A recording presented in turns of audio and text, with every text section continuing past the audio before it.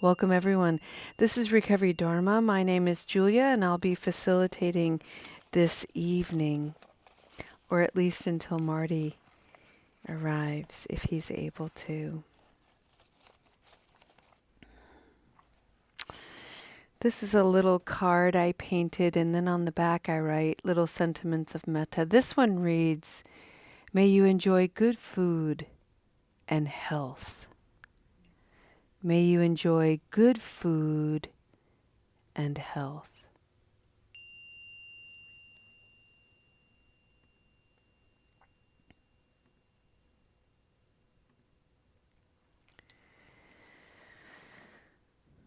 I invite you to drop into your body and maybe drop in and arrive with the spirit of nurturance. And just allow that word to envelop you. Nurturance, nurturing, to be nurtured.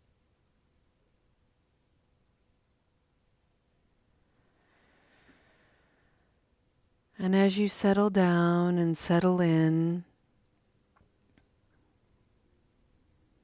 allow the body to find a posture that feels both noble and at ease.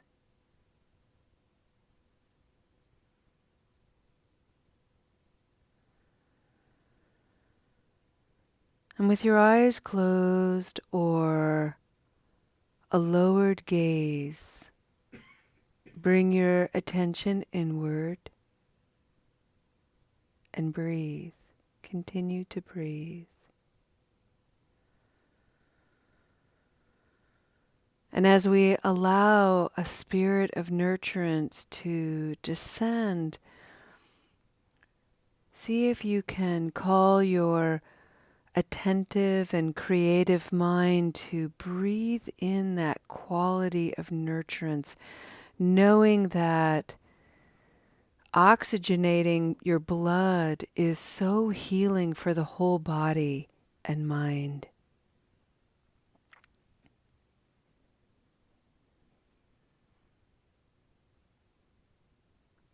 If we have any chance to practice vipassana, deep looking, insight,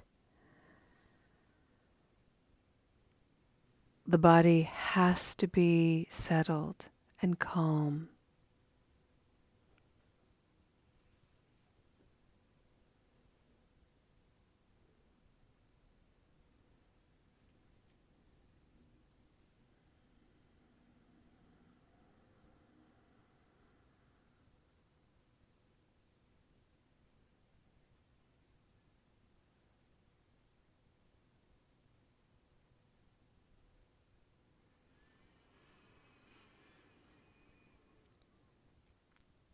For the month of March, in the Spokane Sangha, we are exploring something in Buddhism called the 8 worldly winds.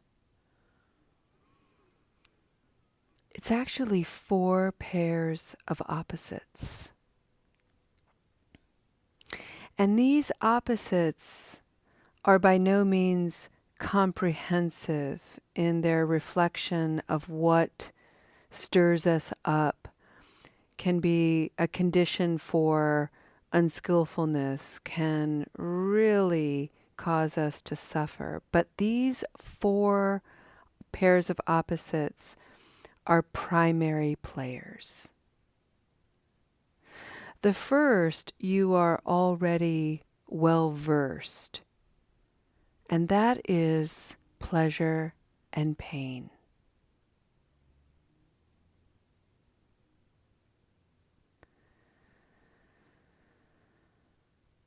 It is human to seek pleasure and to avoid pain. But that reactionary relationship actually causes us to suffer. And so the Buddha taught that if we can stay a little bit more neutral when when pleasure arises, we can allow the pleasure to come and go without clinging to it, without being swept away. Likewise, when pain arises, if we can practice becoming a little bit more neutral to our pain, whatever that painful experience is, be it physical, emotional, mental, spiritual. But if we can take a moment just to acknowledge it, just to be with it, we stand a chance at perhaps lessening it. It's the habit energy that we've conditioned ourselves to run away from it, avoid it, or in the case of recovery, numb it.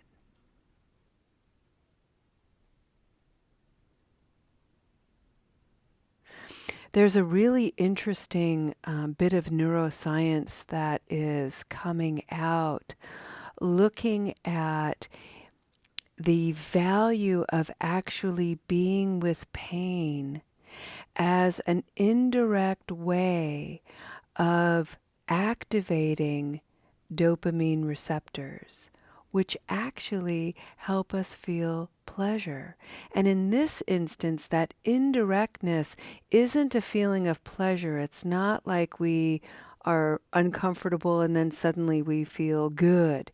It's more of by virtue of being with my discomfort, I begin to feel a sense of ease and maybe even a sense of clarity. Pleasure, pain. The second pair of opposites is gain and loss.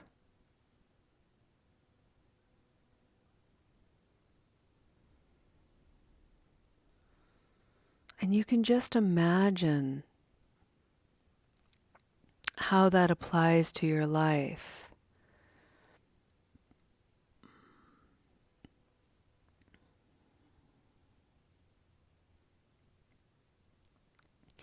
Sometimes we can narrow our perspective and consider gain and loss by applying it merely financially and having to do with affluence. But if you can broaden your perspective, really allow your imagination to fire, you can see that gain can also be related to attention,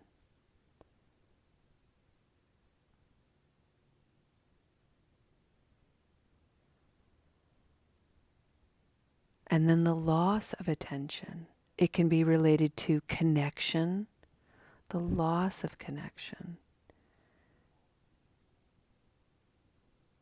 It can be related to gaining and increasing our negative habit energy, which will eventually lead to destruction, great loss.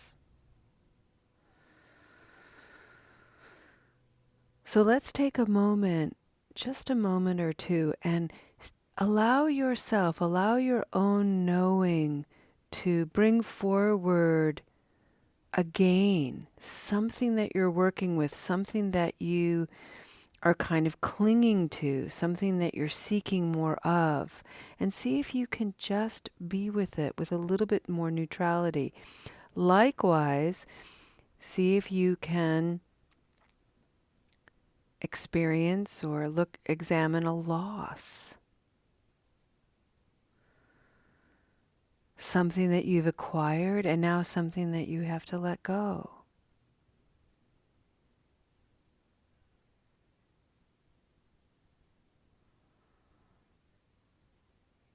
And this practice of neutrality or equanimity is not about not feeling. I think that's really important to say. It's simply about feeling with more authenticity. So when we experience a loss, for instance, we can feel it. It feels bad, but we're not avoiding it. We're not covering it up. We're not masking it. We're not trying to make it something other than it is. Likewise, when we acquire something and we're really happy about it, then the trick is to see if we cannot, see if working with greed, see if we cannot become greedy or hoarding and suddenly sabotage the experience with a scarcity mind.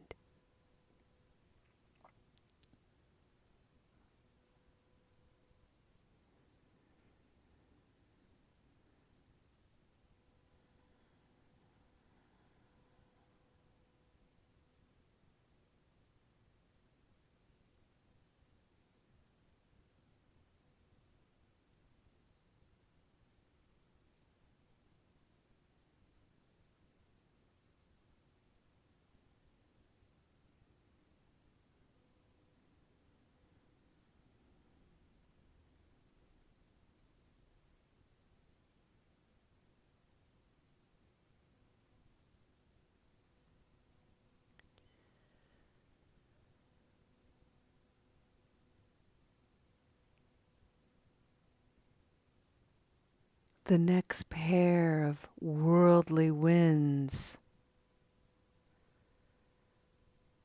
is fame and disgrace.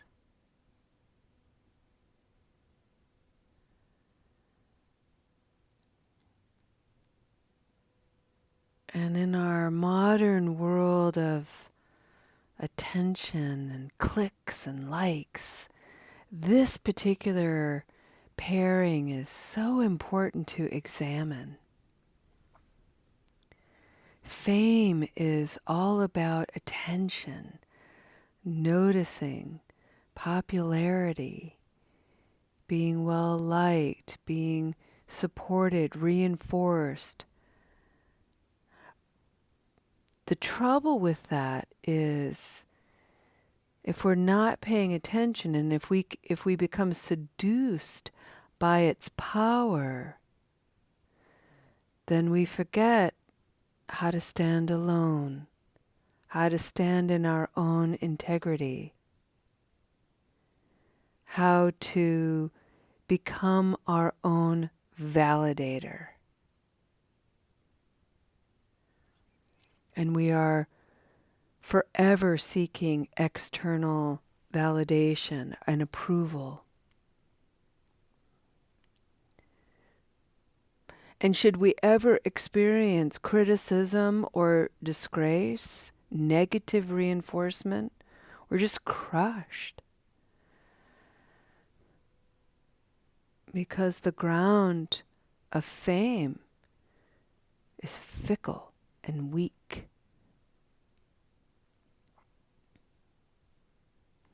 So when we think about disgrace, one of the things to remember and to keep in mind is the mind that is disordered enough that even negative reinforcement is attention. So for the mind that seeks any kind of attention, no matter if it's praiseworthy or negative, it doesn't matter to that mind. As long as it's attention, as long as it's in the spotlight, that satisfies. Except it doesn't. It's a hungry ghost that can never be satisfied.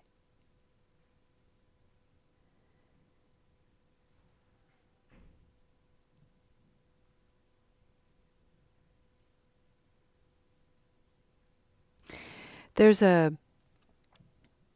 slogan out there in the journalistic world, and it's worth repeating because I want you to be thinking about it for your own actions. I think about it for my own actions too. And that is that there's no such thing as negative publicity. Publicity is publicity. And while that might be true, the truth of that is so sad. There's another line in journalism that says, if it bleeds, it leads. And it leads because we participate in that. We contribute to allowing that slogan to have some merit. So it's just something to think about. What are you reinforcing in the realm of disgrace, paired with fame?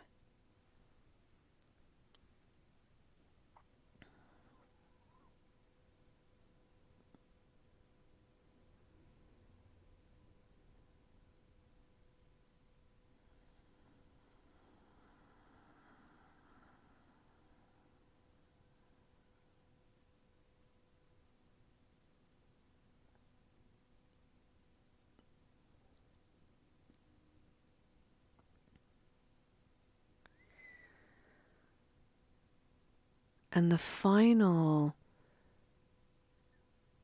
worldly wind pairing, I think, is my favorite. And this is praise and blame.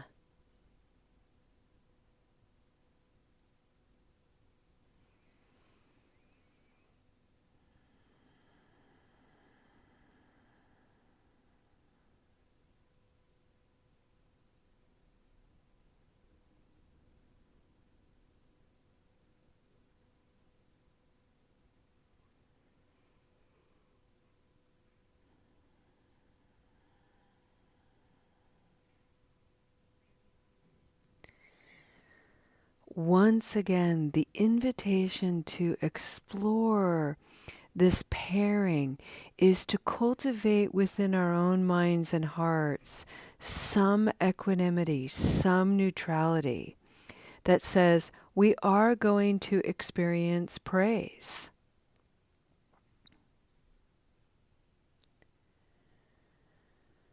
And what's fascinating about it is how often we dismiss it.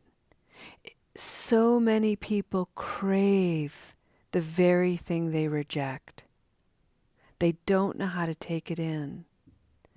They don't know how to receive it fully. Most of the time it's because of the posture of blaming. There's a conditioning and a habit energy of either feeling blamed or projecting blame. Somebody else's fault. And that may be true and not the whole truth.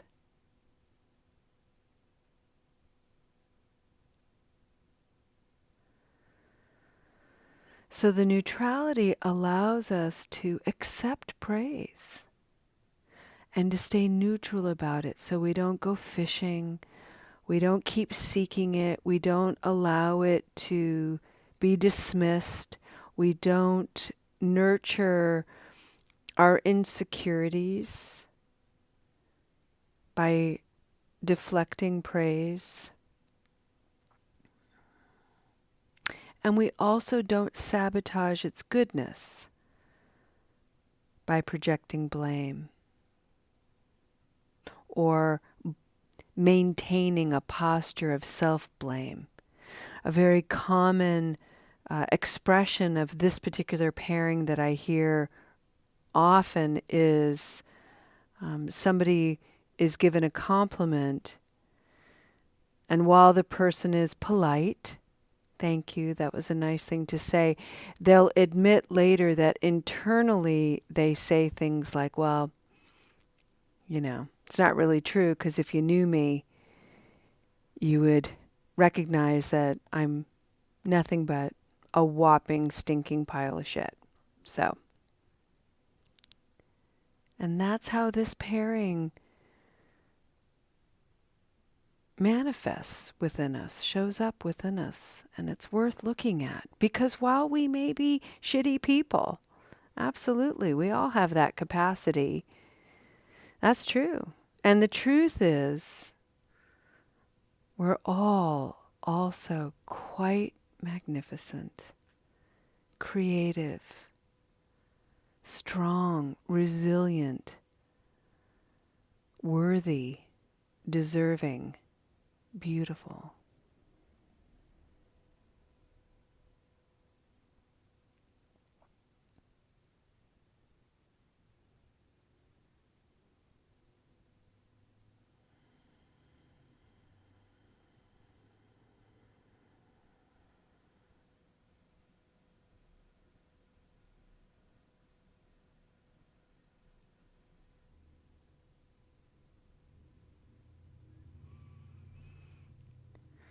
One of the things I love about contemplating the eight worldly winds is to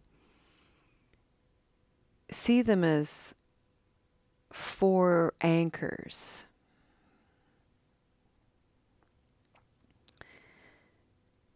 And they serve as places where that I can build upon them and build some kind of shelter. And so for yourself, as you consider these four pairs of opposites through the course of this month, you may encounter other pairs of opposites that apply to your life. And that's beautiful. Trust that, go with it, explore it, and then see if you can find under which one of the four that I've just shared this evening your new pairing might take refuge.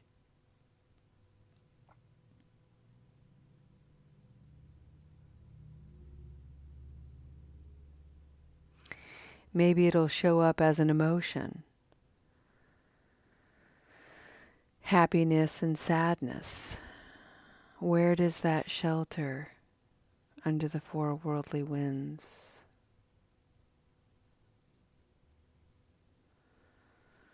Maybe confidence and insecurity is arising for you.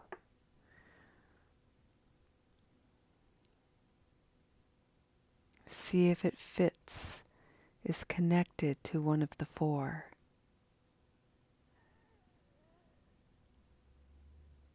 And allow this practice and this reflection to guide you into places that are open and curious, revealing.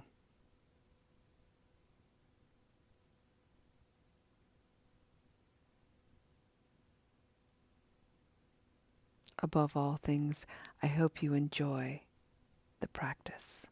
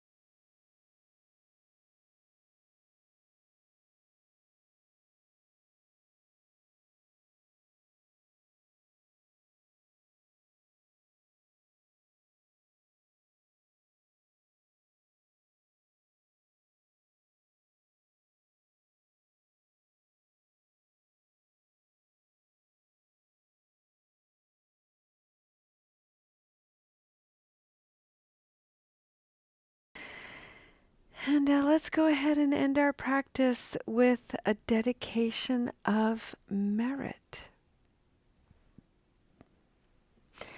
One of the things that shared this evening, it's such a great, it's really, I like to think of it like a kiss from the universe saying, yeah, this way, this way. How cool is it that you're reading When Things Fall Apart, and that's the book that's mentioned this evening. You know, what a wonderful kiss to receive of keep going. And I know when I first stepped into Buddhism, the weight, the heavy hand of discussing suffering was just kind of, I didn't really know how to work with it until I started using different synonyms.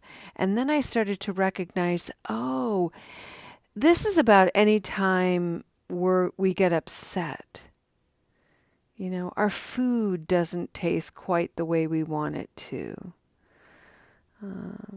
The person that we're interacting with isn't receiving us in the way that we think they should. We have to wait in line for whatever reason. I mean, there are a million ways that we spin out and get upset. And from the Buddhist perspective, that all falls under the umbrella of suffering. And so we endeavor to understand our own experience so that by extension, we don't take that reactivity and put it out into the world to create more discomfort, dis-ease, suffering. There's plenty already. And so I'd like to acknowledge for our dedication of merit the beauty and the goodness that we have cultivated here this evening by exploring pairs of opposites that are very alive in the human experience. And the invitation to, with a friendly disposition, to explore these pairs of opposites so we can begin to experience some healing, some lightness, especially in these tumultuous, confusing times. We can be steady, clear, true. And we dedicate this practice to our friends and family members, our brothers and sisters out in the world, people who don't have access to the Dharma for whatever reason. Maybe they're in the hospital or in jail or prison. Maybe they've imprisoned their own minds in confusion, loss, loneliness. For anybody trying to navigate the streets of being unhoused, for anyone who isn't getting the care and attention they need. May you go into your evening knowing that your practice here today was beautiful and good, and may it radiate out and reach anyone and everyone in your family, in your community, in each of the United States, in this nation, all the nations of the world, around the globe, and so on. Have a beautiful evening, and may you have good food and health. Namaste.